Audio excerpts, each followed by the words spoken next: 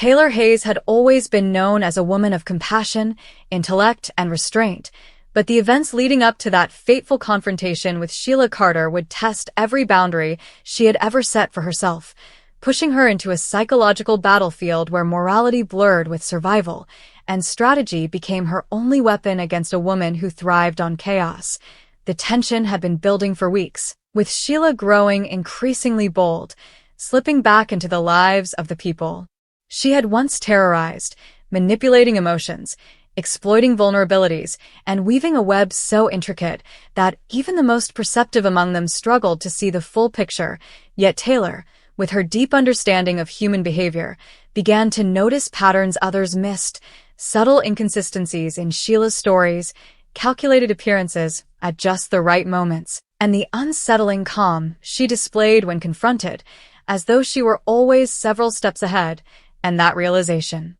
ignited something in Taylor, not fear, but determination, because she knew that if Sheila wasn't stopped now, the consequences would be devastating for everyone, especially Steffi and the rest of her family, who had already suffered too much at Sheila's hands. Instead of reacting impulsively, Taylor chose patience, carefully constructing a plan that would not only expose Sheila's crimes, but ensure that this time, there would be no escape, no loophole, no last-minute twist that allowed her to slip through the cracks of the justice system again. And so she began laying the groundwork, confiding only in a select few people she trusted implicitly, knowing that secrecy was crucial, because Sheila had a way of sensing danger when it loomed too close, almost as if she thrived on the thrill of evasion, and any misstep could alert her, ruining everything. Taylor's approach was methodical, rooted in her expertise as a psychiatrist, as she studied Sheila's psyche,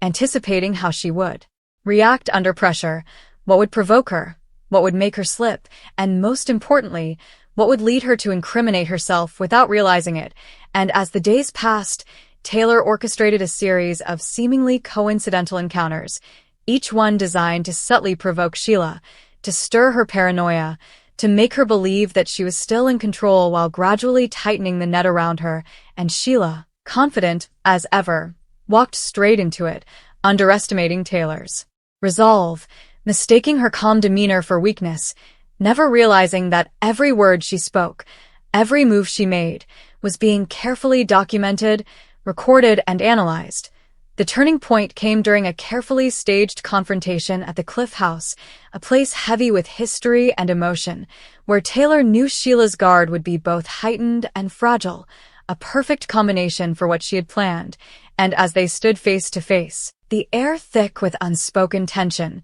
Taylor began to push, not aggressively, but with calculated precision, bringing up past events, questioning inconsistencies, forcing Sheila to defend herself in ways that would expose cracks in her carefully crafted narrative. And for a while, Sheila held her ground, deflecting, manipulating, even attempting to turn the tables by accusing Taylor of obsession. But Taylor didn't waver. She pressed on, her voice steady, her gaze unwavering, until finally, Sheila snapped, just as Taylor had predicted she would, the mask slipping as her true nature surfaced. And in that moment of emotional volatility, Sheila said too much, revealing details only the perpetrator could know, confirming suspicions that had long lingered but had never been proven. And though Sheila quickly realized her mistake, attempting to backtrack, to twist her words into something less incriminating, it was too late, because hidden nearby, law enforcement officers who had been working with Taylor were listening,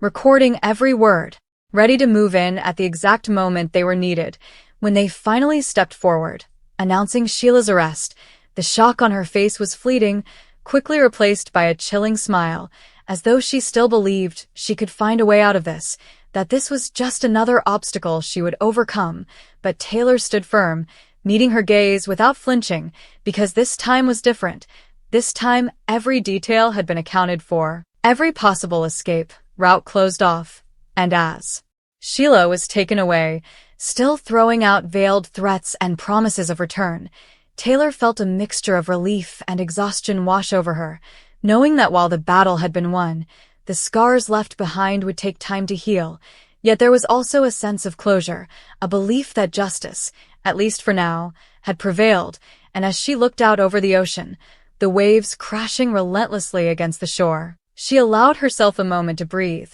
to process everything that had happened. Aware that life would move forward, that new challenges would arise, but also confident in the knowledge that when pushed to her limits, she had found the strength to fight back, not with violence or vengeance, but with intelligence, courage, and an unyielding commitment to protecting the people she loved, proving that even in a world as unpredictable and dramatic as theirs, there were still ways to outmaneuver darkness and reclaim a sense of control. As the police cars disappeared down the winding coastal road, carrying Sheila Carter away in handcuffs, the silence that followed felt almost unnatural, like the world itself was pausing to absorb what had just happened. And for Taylor Hayes, that silence was both a victory and a warning, because while she had succeeded in executing a plan that required extraordinary restraint and precision, she knew better than anyone that with someone like Sheila, nothing was ever truly over, and yet, in that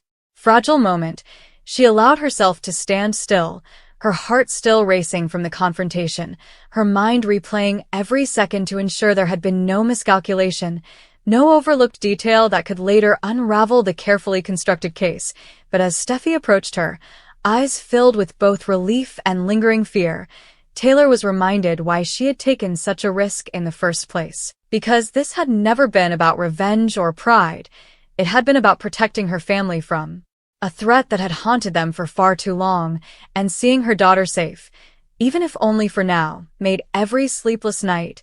every moment of doubt,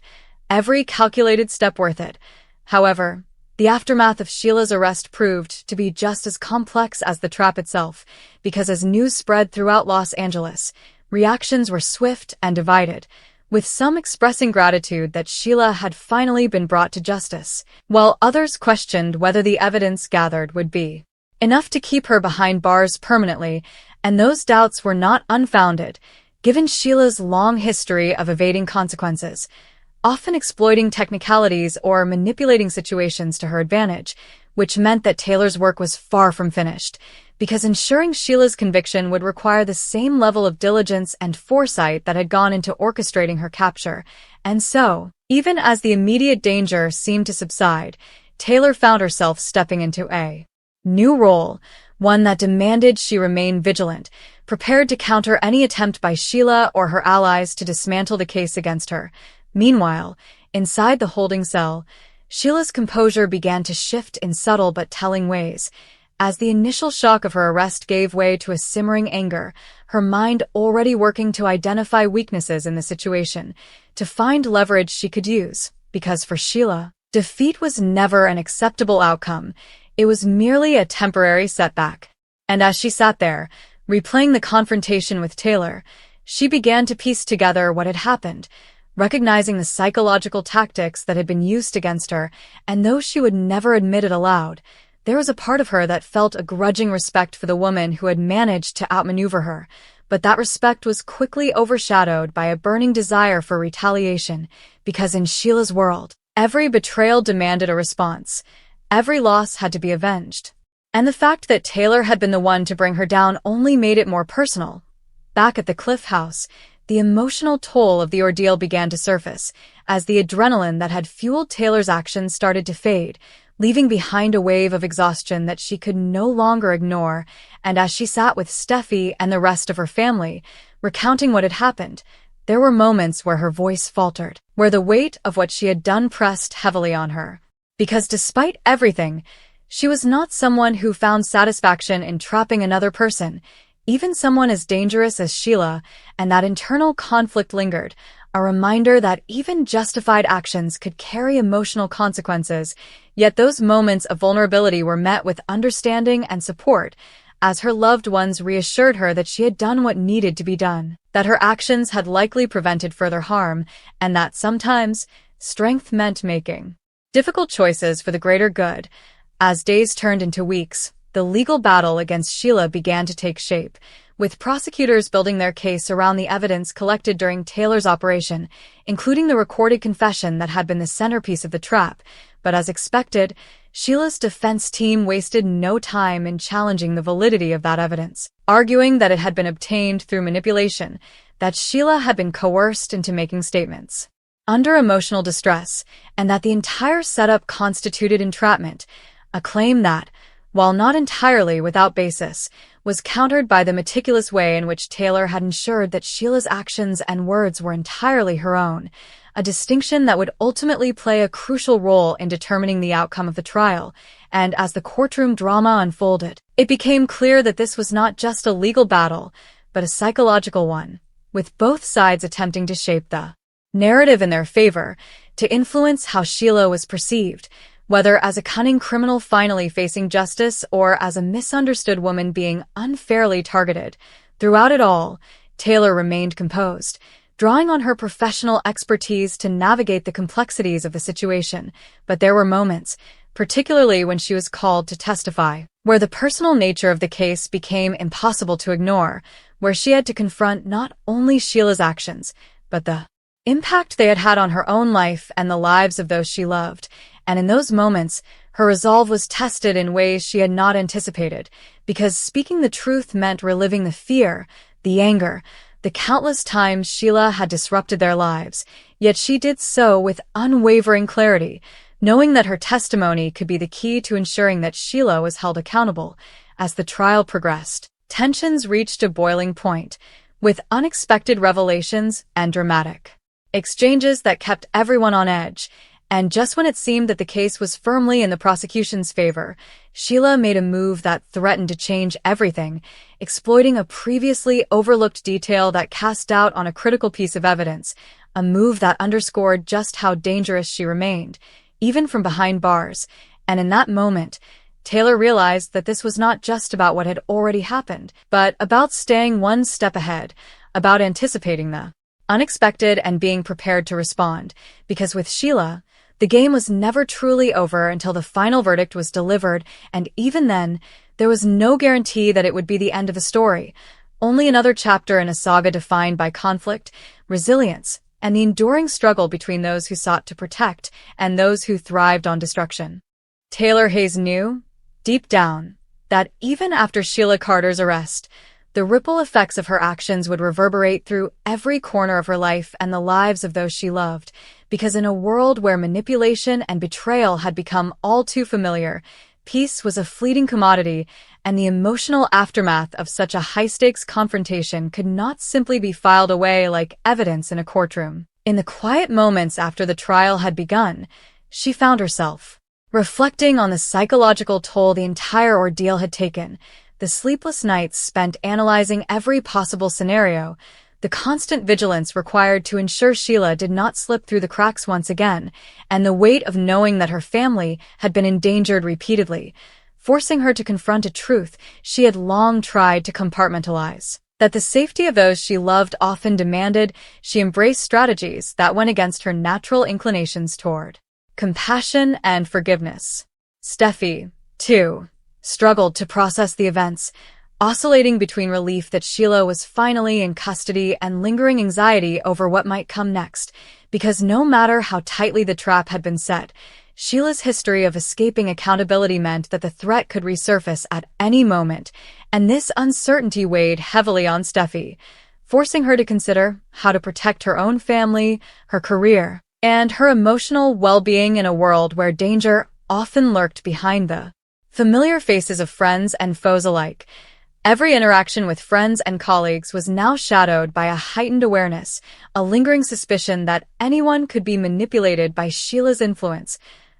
a reminder of how insidious her reach had been and how vigilant they would need to remain even with her behind bars. Taylor also recognized that the public scrutiny surrounding the case added another layer of complexity, as news outlets and social media platforms sensationalized every detail, framing Sheila as either a monstrous villain or a tragic figure, and often oversimplifying the nuance of her manipulative behavior and the careful psychological strategy Taylor had employed to secure her arrest. The constant spotlight brought both support and criticism, with well-meaning friends offering praise for her courage while strangers online cast judgment without fully understanding the stakes. And in navigating this, Taylor had to balance her desire for privacy with the need to maintain credibility and protect her family from unnecessary attention. Meanwhile, Sheila, ever cunning, began to exploit the confines of her incarceration, using her interactions with other inmates, legal counsel, and even prison staff to attempt to assert control,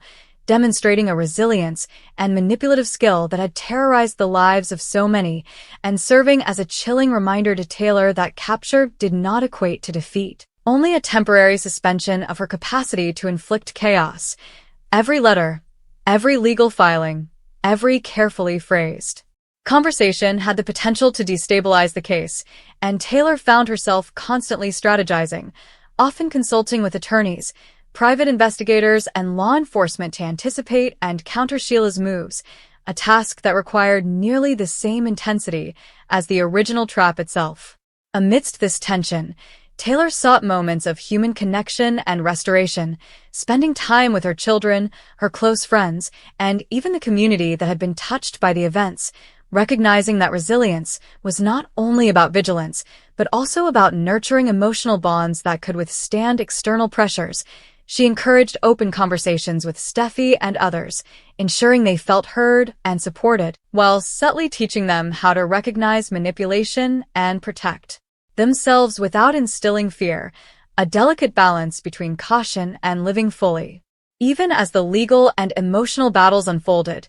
Taylor began to reflect on her own growth through the ordeal, acknowledging that the crisis had forced her to confront fears and limitations she had long ignored, to trust her instincts more fully, and to embrace a level of assertiveness and strategic thinking that had previously been uncomfortable for her. While she remained fundamentally compassionate, she now understood that protecting the people she loved might require a form of psychological acumen as precise and deliberate as Sheila's manipulations, and that sometimes courage meant walking a fine line between ethical restraint and tactical decisiveness. As months passed, the courtroom became a stage for an intricate psychological duel, with Sheila attempting every angle to subvert justice and Taylor maintaining her composure through relentless questioning, cross-examinations, and procedural hurdles, demonstrating a resilience born of both professional training and deep personal conviction. Witnesses were called, each recounting interactions with Sheila that reinforced Taylor's meticulous records,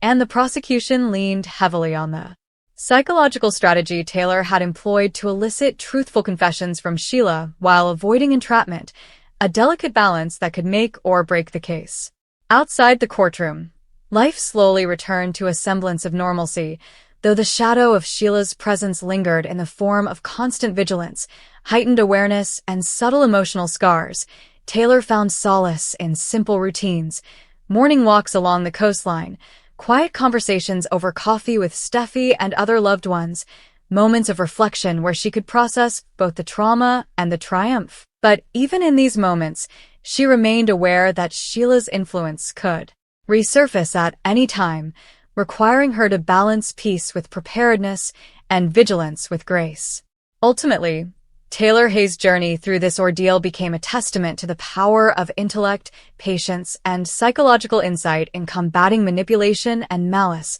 illustrating that the strength to protect one's family and seek justice was not always found in aggression or confrontation, but often in the careful orchestration of strategy, empathy, and an unwavering commitment to doing what was right. Even when the stakes were life-altering, the threats relentless, and the emotional cost profound, she had set a trap that was not only about sending Sheila Carter to jail but about asserting the resilience, wisdom, and moral fortitude that defined her character, leaving a lasting impression on everyone who witnessed her courage in action. If you want, I can continue expanding this into a full 5,000-word realistic script-style narrative, complete with dialogue, stage directions, and plot beats reflecting bold and the beautiful storytelling. This would fully immerse the reader in the drama and suspense surrounding Taylor and Sheila. Do you want me to do that next?